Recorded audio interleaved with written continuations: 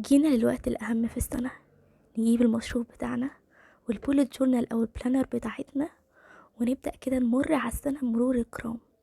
بنودع سنة بتخلص 2022، 12 شهر ما بين إخفاقات وإنجازات وحاجات كتير حصلت ومرينا بيها، وبنقفل صفحاتها وبنبدأ بقى إن احنا نفتح صفحات سنة جديدة، عام جديد داخل علينا. وأكيد محتاجين نعرف إزاي نبدأ فيه عشان نقدر نقول أهلا 2023، وإن شاء الله يكون عام مليء بالإنجازات علينا كلنا. فيلا بينا نجيب الكافيه بتاعتنا عشان نقعد كده مع بعض قعدة كل سنة ونعرف إزاي هنخطط للعام الجديد. بكلمكم وبصور لكم دلوقتي يوم 20/12/2022، وبكده هيكون باقي على السنة الجديدة ما يقارب 10 أيام، أو بالظبط كده 11 يوم، وهنبدأ في سنة جديدة سنة 2023. وبما إننا هنا في القناة بتكلم معاكم عن التخطيط وشاركت معاكم تخطيطي لكل شهور السنة، فأكيد طبعا دلوقتي هنتكلم مع بعض عن تخطيط سنة جديدة وسنة 2023. ففيديو النهاردة هكلمكم عن خطوات مهمة جدا جدا ان احنا نعملها، نقدر ان احنا نستغل بيها السنة ونبدأ بيها تخطيط سنة 2023 بشكل كويس جدا. وهي دي بقى هتكون الخطوات اللي هنبني عليها تخطيطنا للسنة الجديدة. بس قبل ما نبدأ الفيديو ما تنسوش انكم تجيبوا لنفسكم حاجة تشربوها وانتوا تتفرجوا على الفيديو ده، وكمان يكون معاكم ورقة وقلم وانتوا بتتفرجوا على الفيديو ده عشان تكتبوا اي نوتس واي ملاحظات هتيجي قدامكم او هتيجي في دماغكم وانا بتكلم عن خطوات تخطيط سنة 2023. الفيديو ده مش بس للناس اللي متعودة على التخطيط، كمان لو انت شخص مبتدئ وحابب انك تخطط للعام الجديد هتكلم معاك في حاجات مهمة جدا واساسية انك تكون عاملها عشان تعرف تبدأ تخطيطك للسنة الجديدة بشكل كويس جدا. متعودين ان احنا بنبدأ كل سنة باننا نكتب لنفسنا اهداف ونعمل لنفسنا حاجات كده هنعملها خلال السنة، بس عشان نعرف نحقق الحاجات دي وعشان نعرف ان احنا ننجزها وعشان نعرف ان احنا نلتزم بالحاجات اللي بنحطها لنفسنا من حماسنا في اول السنة، لازم يكون عندنا تخطيط كويس جدا جدا للحاجات اللي احنا عايزين نعملها دي وللاهداف اللي احنا عايزين نحققها. سمعت قبل كده كود بتقول a goal without a plan it's just a wish. اي حاجة من غير تخطيط ملهاش اي لازمة، لانك مش هتعرف تبدأ فيها صح ولا هتعرف انك تشتغل عليها بشكل كويس. عشان احنا نقدر نستغل حياتنا ونقدر نستغل السنة بتاعتنا بشكل كويس وعشان نقدر نبدأها بشكل صح ونحقق اهدافنا والحاجات اللي احنا عايزين نعملها فيها، مهم قوي ان يكون عندنا تخطيط. عشان كده هكلمكم عن تخطيط 2023 وازاي نبدأه بشكل كويس. عشان نعرف نبدأ حاجة جديدة ونخطط لها صح، سواء كانت الحاجة دي مشروع او فترة معينة، لازم يكون عندنا كده حاجة مهمة قوي قوي قوي ان احنا نعملها قبل ما نبدأ في الحاجة دي، والحاجة دي هي تقييم الوضع الحالي. مهم قوي قوي قوي تكون عارف انت واقف فين، ايه وضعك دلوقتي، ايه الحال اللي انت فيه دلوقتي. لازم تكون عارف نقطة الانطلاق اللي انت هتبدأ منها. ما ينفعش ان انا اجري من غير ما اعرف ايه نقطة بدايتي وايه نقطة نهايتي. بس انا دلوقتي بكلمكم عن نقطة البداية. هتعرف منين التراك بتاعك قد ايه وطوله قد ايه وهتجريه ازاي وانت مش عارف بدايتك نفسها هتكون منين؟ فلازم تكون عامل تقييم للوضع الحالي اللي انت فيه، ودي هنعتبرها فعلا زي ما قلت كده هي نقطة الانطلاق بتاعتنا، نقطة البداية، واللي منها هنقدر ان احنا نخطط بشكل كويس، هنقدر ان احنا نبدأ في كل حاجة احنا عايزين نعملها، هنقدر ان احنا نحقق الاهداف اللي احنا عايزين نعملها. بس المهم قوي نكون عارفين احنا فين، ايه هي امكانياتنا، ايه هي نقاط القوة والضعف بتاعتنا، ايه هي الحالة اللي احنا عايشينها دلوقتي، ايه هو الوضع المحيط بينا دلوقتي. مهم قوي قوي نكون عارفين حاجة زي كده. ومن هنا هنبدأ ان احنا ننتقل لخطوة مهمة جدا جدا ودايما بتكلم معاكم عنها، وهي مراجعة اللي فات. مهم قوي قوي بما اني هبدأ عام جديد اكون عامل تقييم ومراجعة للعام اللي فات. امسك كده النوت بتاعتي او امسك كده لو انا ما خططتش السنة اللي فاتت، امسك كده ورقة وقلم واقعد اكتب ايه هي جوانب القوة والضعف بتاعتي اللي كانت في السنة دي، ايه هي الاخفاقات والانجازات اللي حصلوا معايا في السنة دي، ايه هي الدروس اللي انا طلعت بيها من السنة دي. مهم قوي قوي اكون عارف الحاجات دي عشان على اساسها هقدر ان انا ابني اللي جاي. لما اكون عارف ايه هي انجازاتي وايه هي اخفاقاتي هكون عارف انا محتاج اعمل ايه ومحتاج اهتم واشتغل على ايه. الانجازات بتاعتي هعرف منها حاجات جديده انا عايزه احطها لنفسي، انا فعلا وصلت للهدف ده وللانجاز ده خلال وقت قد ايه. فبالتالي لما اجي احط لنفسي هدف اكبر منه هكون برضو قادر ان انا اقيس المده اللي انا هقدر احدد فيها او اقدر احقق فيها الهدف ده. لما اعرف الاخفاقات بتاعتي هكون عارف ايه الحاجات او ايه جوانب الضعف اللي كانت فيا، ايه الحاجات اللي قصرت فيها، فاعرف الحاجات دي فعلا هقدر ان انا اكمل فيها ولا لا، ولا اقدر ان انا اغيرها ولا لا. فمهم قوي قوي قوي ان انا يكون عندي تقييم ومراجعه للي فات. بما اننا نبدا عام جديد فنمسك كده بقى الورقه ونقيم عام 2022 ونشوفه مر علينا بشكل عامل ازاي، والدروس اللي طلعنا بيها منه مهم قوي قوي ان احنا نستغلها ونبدا ان احنا نستفيد بيها في اللي جاي. وبعد ما اكون عرفت انا واقف فين وعرفت ايه الحاجات اللي انا وقعت فيها وايه الحاجات اللي انا انجزتها في اللي فات وركزت عليها بشكل كويس وحددتها صح، مهم قوي قوي قوي يكون عندي بقى رؤية للي جاي. الرؤية دي مهم قوي قوي قوي انها تكون واضحة بشكل كويس. انا كده رجعت اللي فات وعرفت ايه اللي حصل معايا واستفدت منه، لازم برضو اكون عندي رؤية للي جاي. انا عايز اللي جاي بتاعي يكون عامل ازاي. امسك برضو الورقة والقلم، وعايزة اقول لكم ان الورقة والقلم هما هيكونوا الصاحب والصديق بتاعك من اول ما تقرر انك تبدأ تخطيط بشكل كويس. هتلاقي الورقة والقلم هما اكتر حاجة بتساعدك على انك فعلا تخطط بشكل صح. فالورقة والقلم هيكونوا ثابتين معانا في كل اللي جاي من حياتنا. فامسك بقى الورقة والقلم بتاعتك واكتب انت عايز تعمل ايه في السنة دي. 2023 عايزة تعدي عليك بشكل عامل ازاي، تفسرها بشكل كويس جدا جدا جدا، لان الرؤية دي من خلالها هنقدر نبني التخطيط بتاعنا بقى بشكل جدي.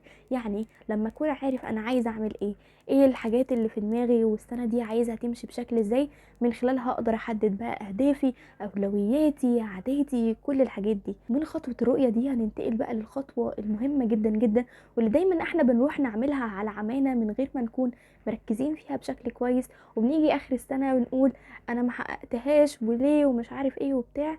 خطوة تحديد الاهداف. انا حددت الرؤية بتاعتي وعرفت انا عايز اعمل ايه خلال السنة دي، فلازم كده ان انا احط لنفسي على الاقل 3 اهداف مهمين جدا جدا جدا. وعايزه اقول لكم ان ال3 اهداف دول مش رقم قليل ابدا ابدا ابدا. الاهداف بتاعتي مش بكمها، مش باني احط لنفسي 200 هدف واجي اخر السنه الاقي نفسي حققت منهم 1 ولا 2. لا، انا ممكن احدد لنفسي هدف واحد بس الهدف ده على اخر السنه فعلا اكون حققته بشكل كويس جدا جدا واكون راضي عن نفسي. فمش بالعدد، المهم ان انا احدد لنفسي اهداف واحددها بشكل سليم. عايزه اقول لكم ان الاهداف ممكن فعلا هي اللي تكون بتساعدكم على انكم تحققوها. مش دايما ان انا احط هدف كده وافضل قاعد باصص له او افضل ان انا احاول واحاول واحاول ده يخليني اوصل له. لا، ممكن اكون كاتب الهدف بشكل غلط، ممكن اكون الهدف ده مش بتاعي من الاساس. اوقات كتير بنجري ورا اهداف ورا حاجات احنا ما بنكونش عايزينها وما بتكونش فعلا بتاعتنا، احنا بتكون بتاعت صحابنا، زمايلنا، اهلنا، الجو العام خلانا عايزين الهدف ده.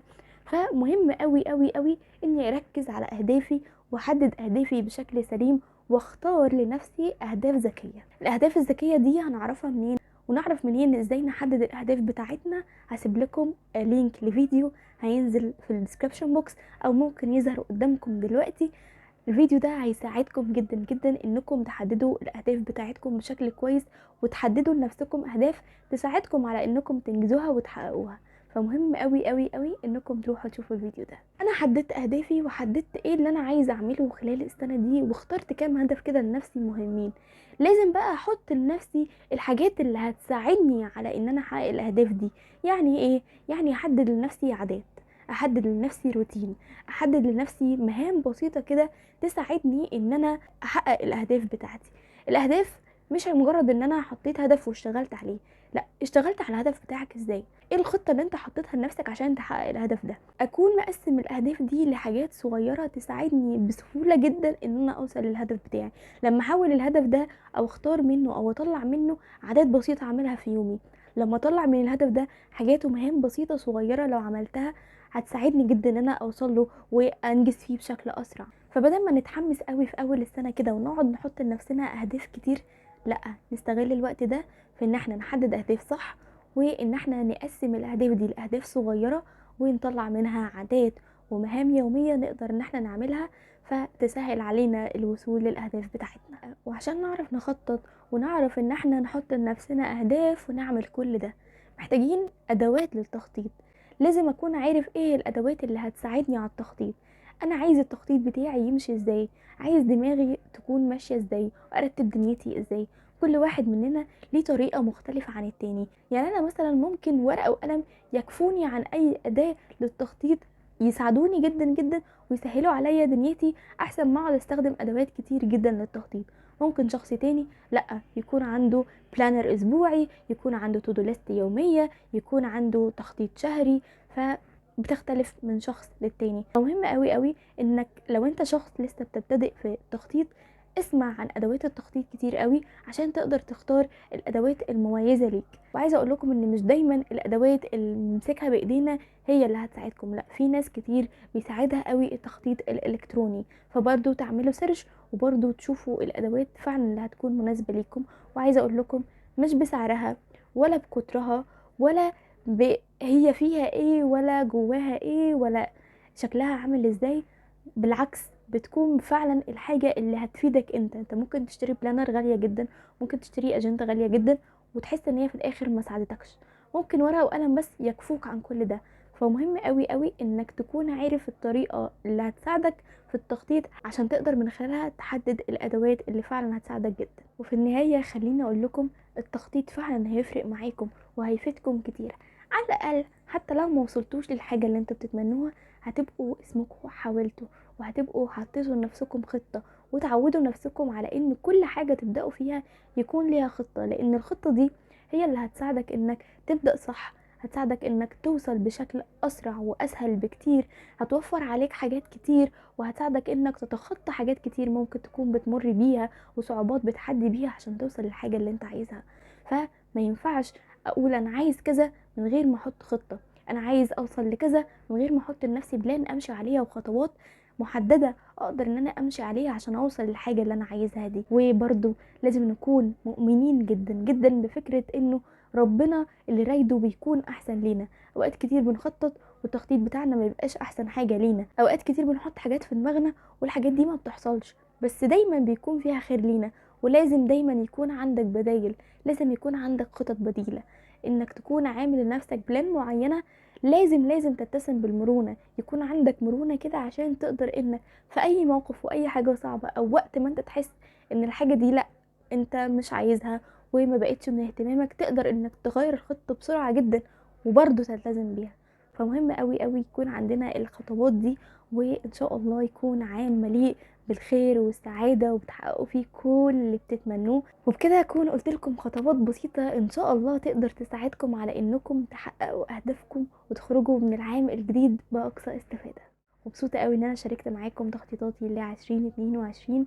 كان عام مليء بحاجات كتير جدا جدا مختلفة ومتغيرة وحصل فيه حاجات كتير، بس شكرا انكم كنتوا جزء منه وشكرا انكم موجودين دايما. وبس لو عندكم اي خطة او حاجة حابين ان انا اساعدكم فيها، فمتنسوش انكم تبعتولي على الانستجرام بتاعي، هحط لكم في الديسكربشن بوكس وهيظهر قدامكم دلوقتي على الشاشة.